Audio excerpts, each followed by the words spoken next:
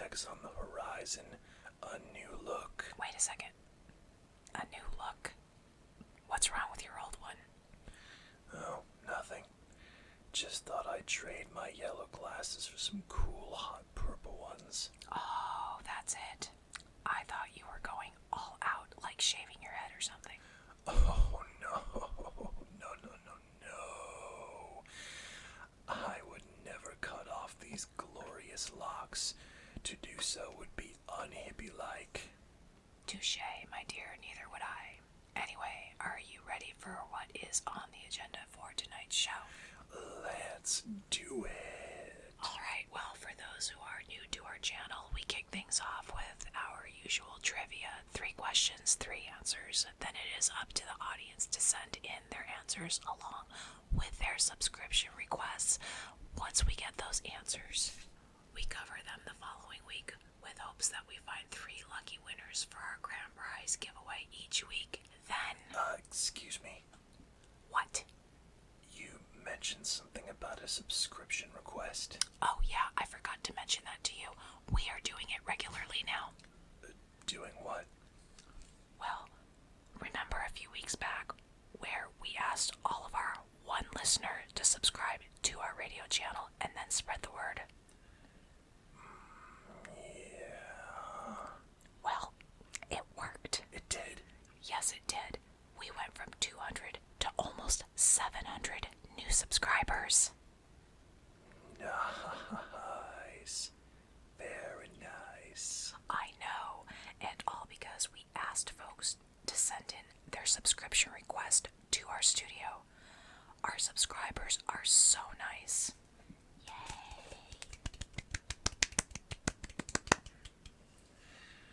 Well, hey, if we grew that much in the span of just a few weeks, think of how many more subscribers we would reach if we made the request on every show.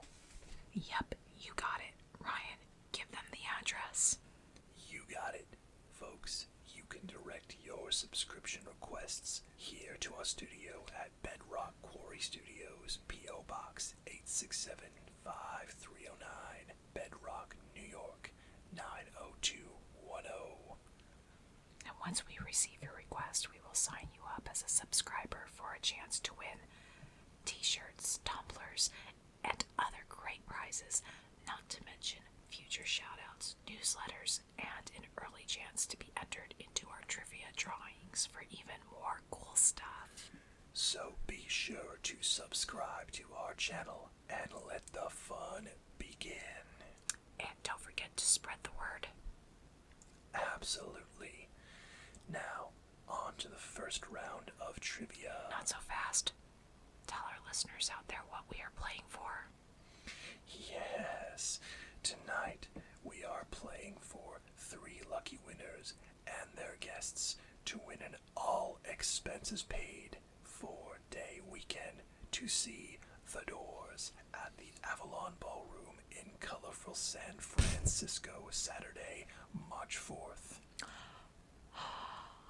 No way. Way. A 4-day, 3-night stay in beautiful San Francisco where the waves will sweep you up and the natural beauty of the Golden Gate Bridge will take your breath away. Guests will spend a 4-day, 3-night stay at the lovely Marker Hotel where one can visit our famous Chinatown, go see some art at the nearby Museum of Art, or take in a day of sightseeing via the San Francisco Trolley, where shops, spas, and restaurants await. Oh, that sounds lovely, my dear. Doesn't it? And it is all available and waiting for you right here with our 3-question trivia challenge. Are you ready? Let's do it. All right. Question 1. At what point last year did the Doors land their very first gig, and where was it at? Jimmorrison is so hot.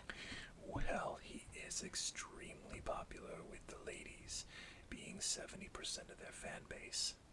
Yeah, it's kind of insane. I mean, how can you handle being around that many women? That's a lot of estrogen in one place.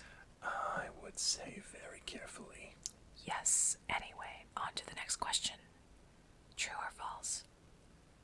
Jim was always the charismatic frontman you see before you today.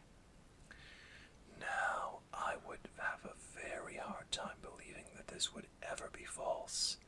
Did you ever hear about what he did to get himself arrested a few years ago? No, I did not. Dish, please. Yeah, apparently he got drunk at a football game and managed to steal a cop helmet and his umbrella from a car. No way. And he managed to get away scot-free. Well, wouldn't you know? Yeah, wild stuff. Sounds pretty daring, but just because one is bold with the law, my dear, doesn't mean they carry that kind of panache with them on the stage. Well, I guess that's for me to know and you to find out, my peach. Next week, when we do the big reveal on the Spin the Bin to Win. I look forward. Now, come on, and let's get to the final and third question of this round, please. Alright, let's do it. Okay. Which governor tried to get the Kingsmen's Louis banned here in the United States?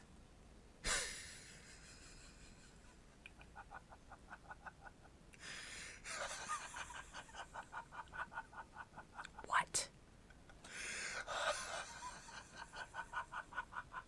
Just what is so funny? What is so funny? You mean to tell me that song actually had a ban attempt? Yes, apparently the Kingsmen ticked off somebody. The question is who? That song is so out of sight.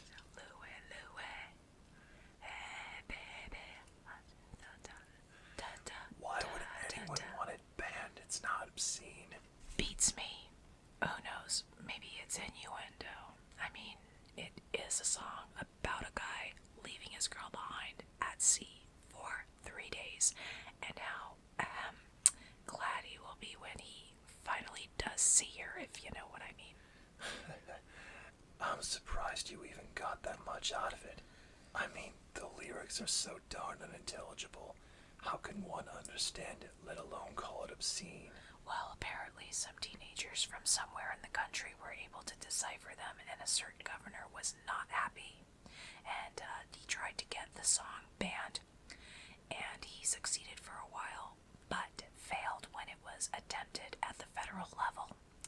If anyone out there knows the answer to that question, do not hesitate to write down the answer and send it into our studio at Bedrock Quarry Studios, P.O. Box 8675309, Bedrock, New York 90210. And speaking of drawings, are we ready to go into our final round of trivia for the night? Oh boy, am I ever. Let's spin the bin and draw a card. Well, not so fast, my little buttercup. Aren't you forgetting something first? We gotta ask the questions. Yeah, you are absolutely correct, my love. For those who've tuned in for the first time, the second part of our trivia entails spinning the bin wheel to draw a card with last week's trivia questions, so that will be answered for this week. Once a card is drawn and it is read for the correct answer, we do this each time in search of 3 folks that were lucky enough to be picked out of a drawing with the correct answer written on their card. Are we ready, Ryan, to do this? As I'll ever be.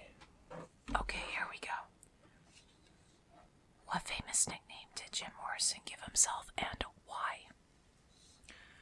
Okay, now we can spin that bin. Do it! Yeah, woo!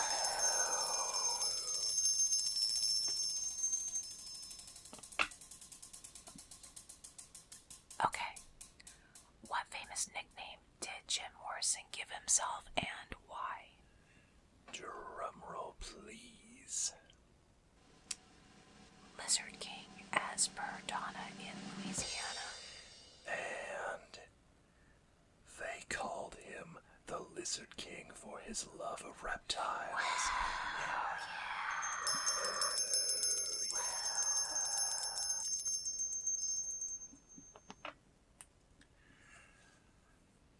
Donna, congratulations. You and a lucky guest will get to see the Lizard King himself up close and personal Saturday, March 4th at the Avalon Ballroom in lovely San Francisco, California. Just sit tight until after the show, okay? And we will call you back with all the juicy details. Wow. So, Jim's nickname is known as the Lizard King, eh? Yeah. According to the Jimster, it is his alter ego supposed to symbol. Why not? I'm pretty sure that if he were here right now, he would not agree with that. He would also agree that you're a little too far away from the microphone. Oh, sorry, people. Okay, let's move on. Just never say that again. Okay. Okay. Well, the reason they called... Well, in any case, according to him, it's supposed to symbolize his love for reptiles. Really? Far out. I love lizards. I thought about getting one, but I never did. Why not? I don't know. Perhaps they aren't soft or cuddly like a cat or a dog, and I wanted a pet I could cuddle. Yeah, that's true. Did you know that the lizard is the spiritual symbol for regeneration? No way. Hey, supposedly if you see a lizard in your dream, it means you have hidden gifts worthy of exploration. Really? Well, what do you know? I saw a lizard just the other day. Does that mean I have hidden gifts?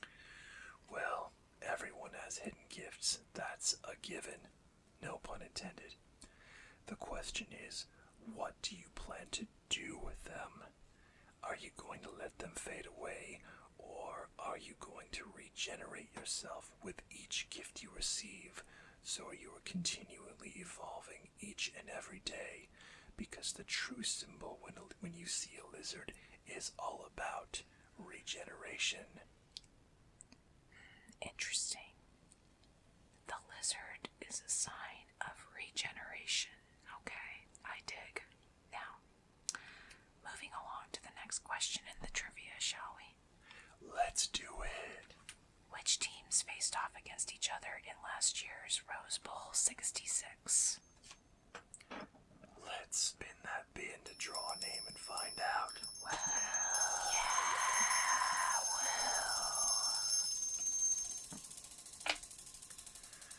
Okay, first shot to see the Doors on March 4th. Which teams faced off against each other in the last Rose Bowl 1966? Okay. So, Craig from Albany is saying UCLA versus Michigan. Hey, Greg, you would be correct. Oh, yay!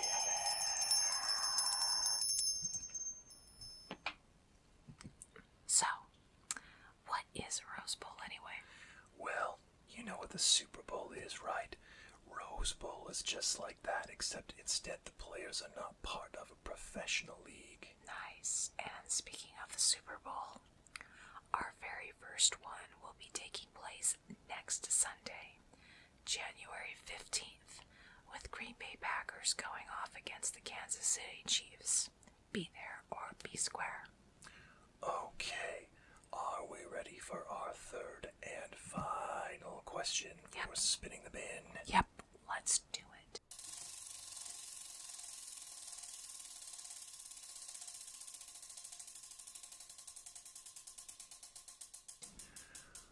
What memorable event in space history was spacecraft Luna 9 known for?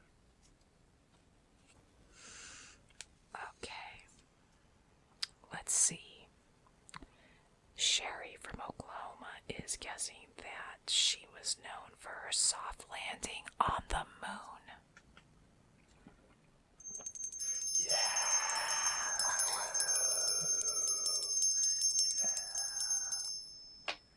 Sherry and everybody who won this round of trivia You and a lucky guest will get a chance to spend a beautiful, action-packed weekend touring the lovely San Francisco Bay Area while witnessing one of the greatest bands in history at the Avalon Ballroom in beautiful San Francisco. Enjoy a first-class round-trip plane ride to one of the Bay's most prestigious hotels, the Marker. Indulge in their 5 dining and relaxation in their most prestigious 2-bedroom suite before heading on over to hear the crooner Jimmorrison himself, along with his cronies, the Doors. And when you're not rocking out to the rockin' tunes of the Doors, take in the sights of San Francisco, including Alcatraz Island, Golden Gate Park, or spend the day shopping at San Francisco's finest Pier 39 shopping district. Whoa, yes, yay! 3 for 3, not a single wrong answer. Wow. Groovy, yes. Okay, all you winners, just sit tight until after the show, and you know the drill. Me and Ryan will call you back with all juicy details. Yeah. Wow. Yeah. Now, for a short musical break. Hit it, honey. Yeah.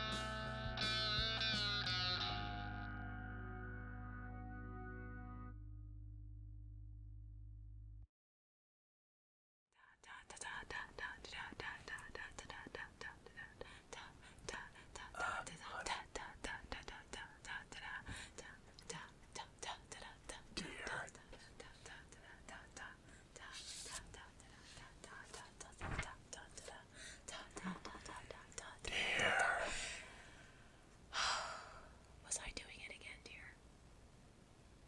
Gee, I hadn't noticed. Apparently. Oh, I'm so sorry, honey. It's just that I get so psyched for a good band. Don't I know it? And the Doors are indeed one of the best psychedelic bands out there. Yeah, no kidding.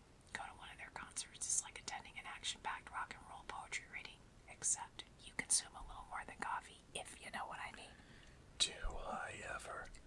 Jimmorrison has been known to kick back a few and smoke a few chimneys. Yes. Did you know that one time he was so drunk he was actually busted for stealing a helmet from a cop car? No way. Way. When did this happen? Sometime in '63, before he got famous. Apparently he got so lit at a college football game one afternoon and started drunkenly disturbing the peace. Started yelling and everything. Well, that sounds like him. No joke. A police helmet, though. Really? Wow. Yeah, he was making a scene and the cops ended up chasing him down.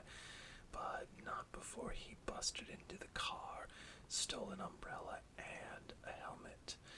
The guy must have been wasted off his rocker. Jeez, no kidding. But the real question is, was he really that drunk, or was he just exercising his right to free speech and acting like a jackass was just his way of expressing himself?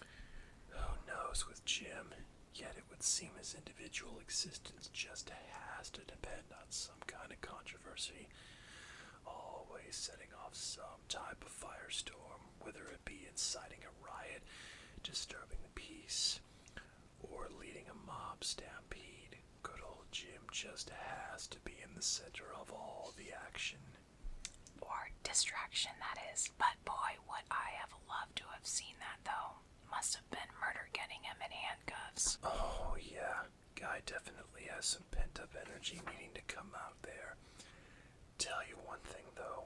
Touring with him there must never be a dull moment. Never. Ever. Never. Never. Ever. Ever. Yeah, baby. Now we're getting to it. Getting to the good stuff. Well, in other news, I got called a cotton swab today by what one would presume to be a hater. A cotton swab? Yep. What the hell does it mean to be called a cotton swab? Beats me. Maybe it means a hip and happening persona. Or a totally annoying stick with cotton affixed to the top that you would stick in your hair. You mean you don't like the swab? Absolutely not. If I can help it, I don't. Why not? I think it feels good and prevents buildup of wax in your ears. I actually kind of feel different because I actually read somewhere that if you're not careful, you actually just shove it farther in instead of taking it out. I always get that feeling about it too. I can't shake it, you know? You mean like it's gonna go through your ear and up your brain? No, like it's just gonna be pushed farther in and give me an infection of some kind. So an infection that will travel in through your ear up your brain. I don't know where you're in. Okay, so either way, a cotton swab can be either an insult or a flattering compliment. Got it? Or it could mean that you're just really old. I mean, what color is a Q-tip? White. Same as old lady hair. Ah, very funny. So now I'm old with hair like a Q-tip. Sign me up for the AARP. Relax, hon. You'll always be young to me no matter how old. Aw, thanks, hon. You know, I've always wondered how I will look when I'm 100 years young. Probably a smoking hot with a hot Q-tip bod. Well, I have heard of skinny ladies being compared to sticks, but sticks with cotton balls. That's a new one. Yeah, you can be known as the cotton ball lady with her sexy white top bun. No, it's Q-tip bun to you. Alright, the Q-tip bun with your stick figure and high heels. And don't forget my purse. Do not forget the purse. Okay. Your purse. And my huge chandelier earrings dangling under the Q-tip bun will make me the sexiest Q-tip alive. The sexiest Q-tip alive. Just call me Sexy Q. Wow, dear. You got all this from a hater? Yep, sure did. I can't recall what prompted the comment, but I sure do remember the name. Haters make for such creative sources of inspirational content. Indeed, moving forward, or should I say, backward, with the release of the Doors' self-titled album, now on store shelves. Don't miss it. Copies are selling out fast. Yes, album's been on sale since January 4th. Get yours now before they sell out. And in international news, January 10th, 1967, Dutch Princess Margaret marries Pieter van Vollenhoven at The Hague in the beautiful Netherlands. Oh, nice. Does it say where in The Hague? I don't know. All it says here is that they were married in a civil jurisdiction, then went and partied elsewhere in the city. Well then, nice. Best wishes to them. And right across from that side of the globe, it seems as though Britain's popular show, Ready, Steady, Go, has had the plug pulled out on it, with their last show being December 23rd. Really? Wow. Yeah, it seems like they were suffering from low ratings and high production costs, so they needed to exit. Oh, man, that's too bad. Was really hoping they would make their way down here in the States. Yeah, well, I guess the beat boom era is coming to a close. Hey, speaking of beats, did you know that Sonny and Cher come out with their newest hit single today? No way! It's called The Beat Goes On, and it's groovy. Be sure to pick yours up today. Also, be on the lookout for the second half of the Monkees' self-titled album, simply titled The Monkees. Already hit stores on the 9th. And just in case, for those of you that missed it, as of January 6th, The Tonight Show is shortened from 105 to 90 minutes. So? Yeah. So what? Who cares? That show is dead weight. What do you mean it's dead weight? They just had Ed McMahon on there just before the holidays. And I bet that show won't even make it another year. Well, it's been going on for over 10 now, with this September marking its 13th year.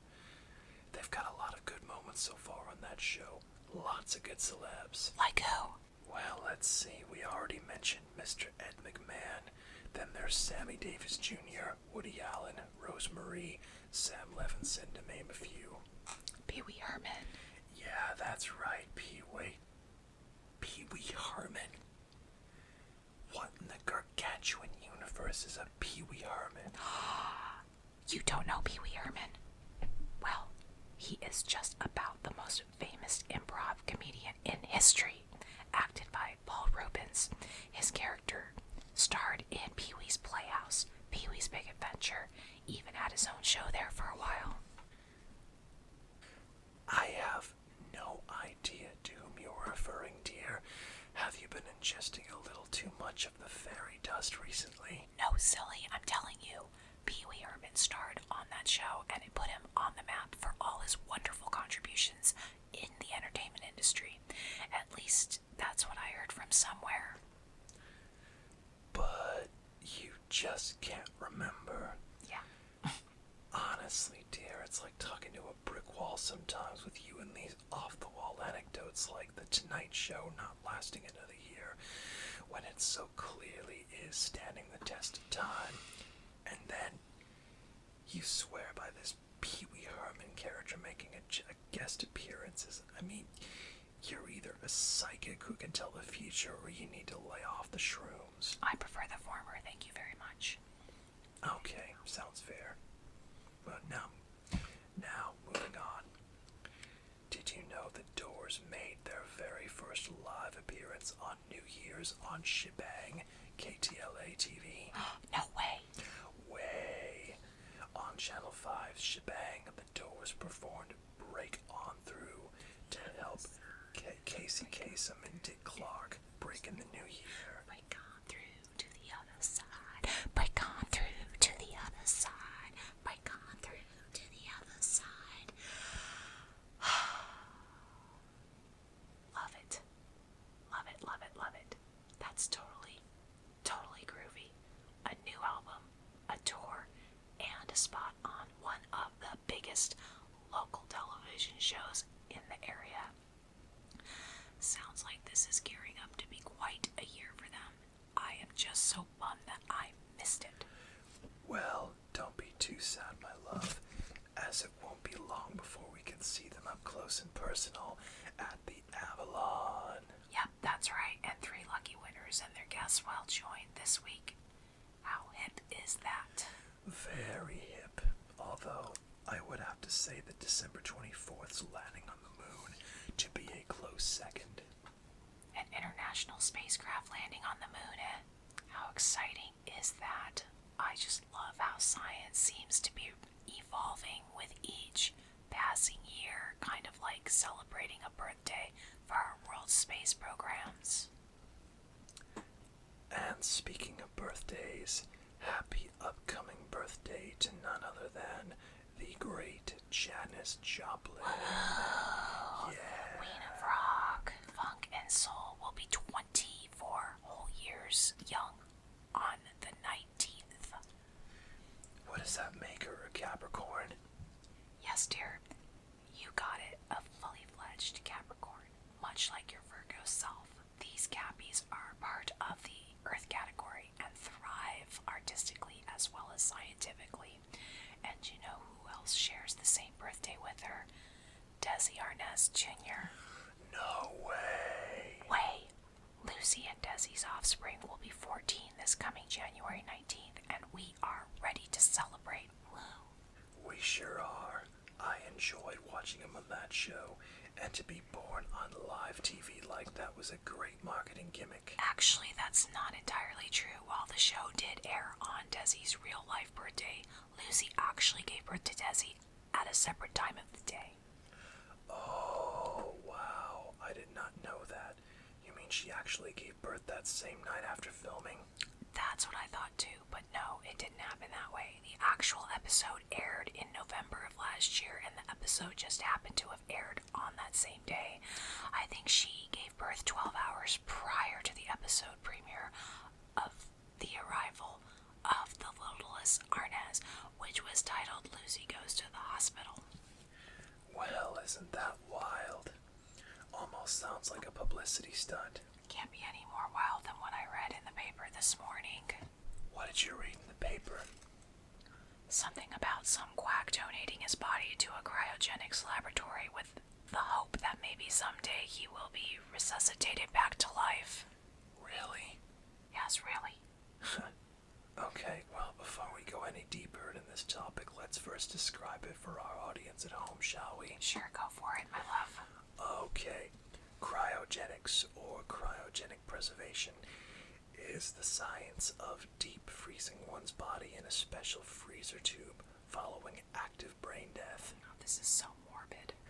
Active brain death in the hopes that someday science will be so advanced that we'll have found a way to bring one back to life. Now, when you say active brain death, does that mean the brain is still functioning? You could say that, yeah. The heart stops functioning, but you still have brain waves that are fully active for at least 10 minutes following death, perhaps even longer. Wait, now let me get this straight. The brain needs blood and oxygen in order to live, correct? Yeah. And blood and oxygen are supplied through a pumping heart, yes? Yes, that's right. So then the heart is still beating if the brain is still alive, so he's going in while he's still alive. Oh my gosh, what a stupid thing to do.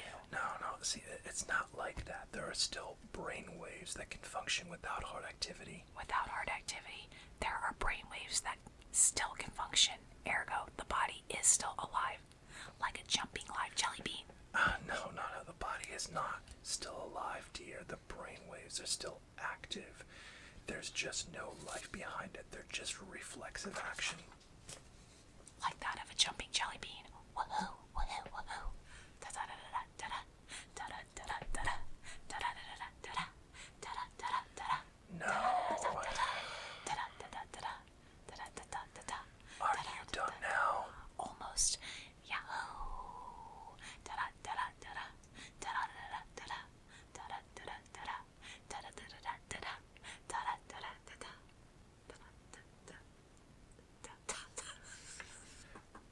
No, it's not like that. Brainwaves do not jump.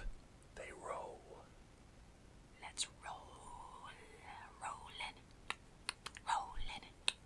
Rolling down the river. Da-da-da-da-da-da. Rolling. Rolling. Rolling down I the don't river. even know why I bother explaining. Da-da-da-da-da. Rolling. Da-da-da-da-da-da-da-da-da. I get it. I just don't buy it.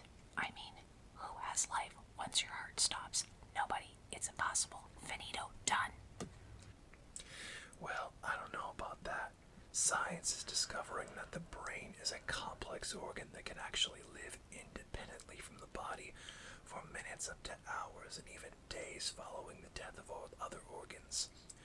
This led them to draw the conclusion that cryogenics offers a way for people to preserve this suspended state of consciousness until science discovers a cure for what ailed that person and caused their demise. And then they could try to resuscitate them back to life. At least that's the way I understood it to be. It's not cheap though.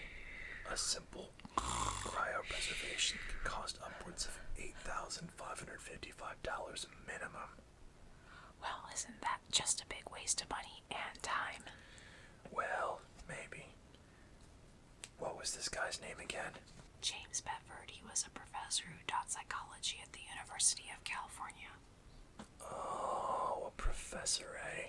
Yeah, ironic, isn't it?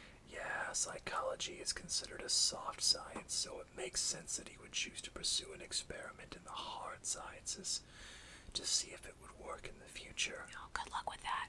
And in other news, guess who was just indicted for draft evasion? The Pope? I don't know who. Very funny, haha. No, it turns out it was none other than the Carl Wilson. No way. It turns out he was due to report to military duty January 3rd, and when he didn't show up, they indicted him. Wow, you think you know some celebs. Did he cite a reason why? Yeah, apparently he feels that his duty to God far outweighs a duty to kill others, even in the name of his beloved country. In other words, he was a scaredy cat, most likely. Now, I wouldn't go that far. It could be that the guy does have some strong religious morals that place God above military duty, especially when you are talking about a guy who with celeb status. I mean, his schedule probably doesn't allow for governmental duty. Oh, I know. It's like, what is he supposed to do? Run home between concerts and to take out a few enemy lines? I mean... Or using that as an excuse that he stayed out too late the night before to be of any use. Okay, now, we really shouldn't make light of the situation. I mean, getting indicted for draft evasion is serious business. He could end up doing some serious time. Ah, you're right. Laughing about his situation is uncool. Doesn't give off good vibrations after all.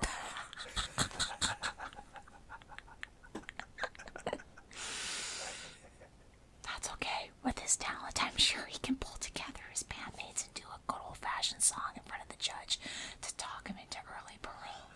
Better be a good one. I hear those judges can be highly patriotic. A good opportunity then to sing Surfin' USA. There you go. That is a Surfing highly USA. patriotic song. The judge would have to let him go if the BBs give such a private performance. Absolutely they would. Now, on to a commercial break. Hey guys, are you ready for the Doors concert? I didn't think so, so here I'm going to tell you where you can get all the greatest concert garb for practically half the price of what they are when not on sale. Are you a fan of the Lizard King? Well, look no further. Here is this ultra groovy t-shirt, donning a picture of the king himself, looking ultra smooth in a chocolate minted pic, sporting a pair of cool dark shades with his signature mane of luscious dark hair. And get this, it's on sale for only $2.50.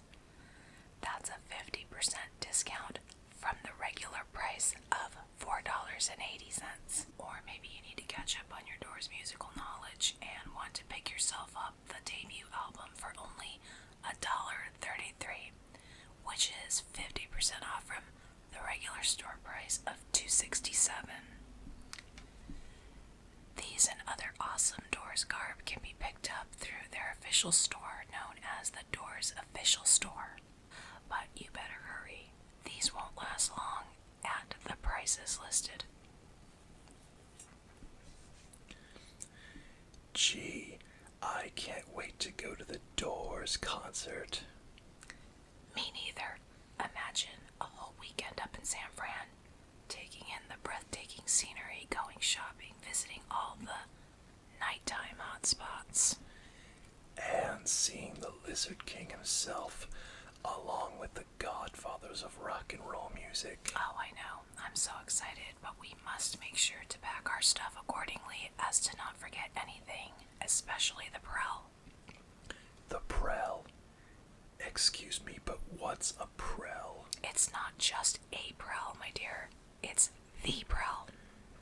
I see. Okay, what is the Prel? Well, I know that you and I are set on shampoo, but I thought I'd try and mix it up a bit. You know, try something different. With its clean fresh scent and gorgeous jade green color, I figured it would be worth a shot. Besides, we want to look spectacular for just in case we run into the band, you never know. Okay.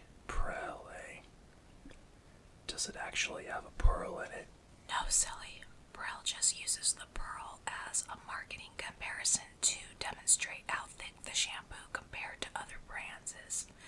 There are never actual pearls inserted into the bottles. Imagine how expensive that would be. Holy cow. Yeah, well, that's good to know. Last thing we need is to take along a potential liability to our hotel room while traveling. Not that we have anything to worry about with the marker, but still, better safe than sorry, if you know what I mean. Righto, and because it's lightweight and travels easily, we can easily take along a few bottles in case we lose one. Well, there you go, my sweet. Count me in on the Prel train. Whoa, alright. Yeah. So, honey, what would you like for dessert tonight? Anything as long as it's not Jell-O. That stuff is a walking train wreck. Oh, now what is wrong with Jell-O?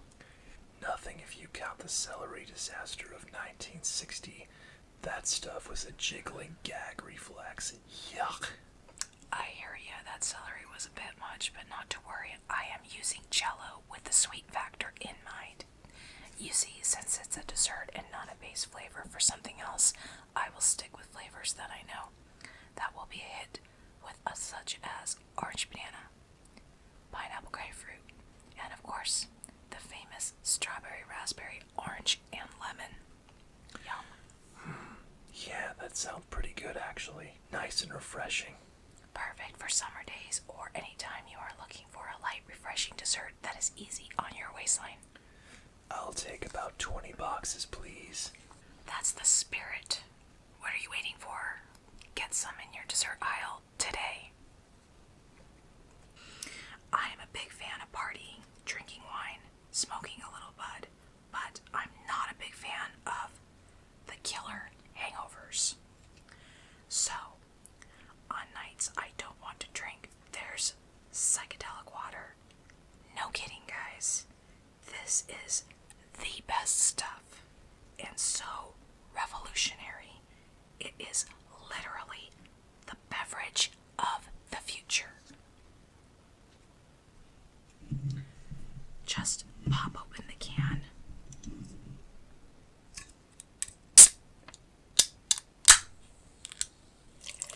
And pour.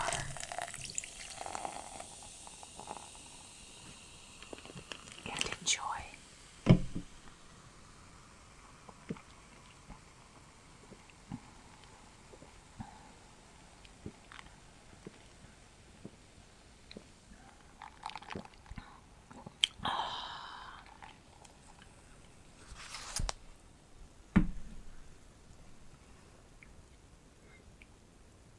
Available in prickly pear, orange vanilla, hibiscus lime, and blackberry yuzu flavor. This stuff gives you a nice buzz without all the negative side effects that alcohol brings. What's the secret? Kava. Each can contains about 250 milligrams and is designed to relax you from head to toe, inside out, with absolutely zero sugar and no additives. Even better, no negative side effects. The morning after, just a good mood all around. And we're back. Phew.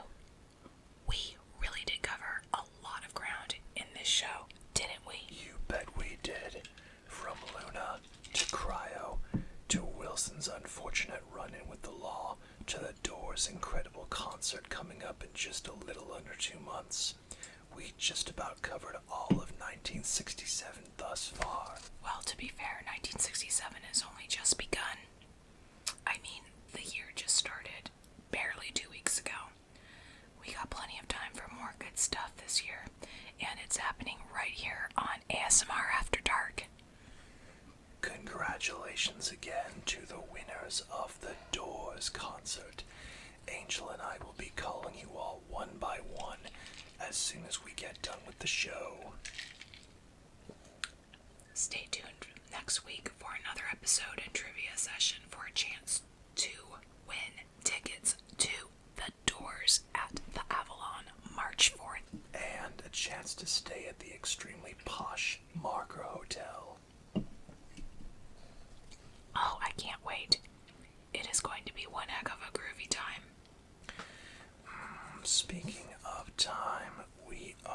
just about out. Thank yous and apologies, please. To the Marco Hotel, may you continue to make dreams come true. To Transworld Airlines, may you continue to precede your reputation with your first-class ways. Thank you for taking care of us and our guests. And to Prel Shampoo for making hair beautiful everywhere, with or without the pearl. And last but certainly not least, to the makers of Psychedelic Water, baby. You are the yin to my calm. Thank you for being the wonderful lifesavers that you are. And now for our apologies. First up, the cryogenics industry. What can we say? That our mouth runneth over, and we are truly sorry to you, Dr. Bedford, and anyone else who has decided or will decide to use life resuscitation services in the future. You are and always will be a strivable inspiration. Okay, laying it on a bit thick there, aren't ya, dear? Okay, let's see. To the Jello Company and their celery making ways, we are sorry, but we love your fruity flavors. So thanks for that. Wow, an apology and a thank you. Who knew that one product could produce two different reactions? And finally, Carl Wilson of the Beach Boys, and to all current and future draftivators out there who use their successful multi-$1,000 European tours to go AWOL. You will always be our great unsung heroes. Okay, is that it? Yep, that's it. Alright, we're out of here. Love you, people. Bye.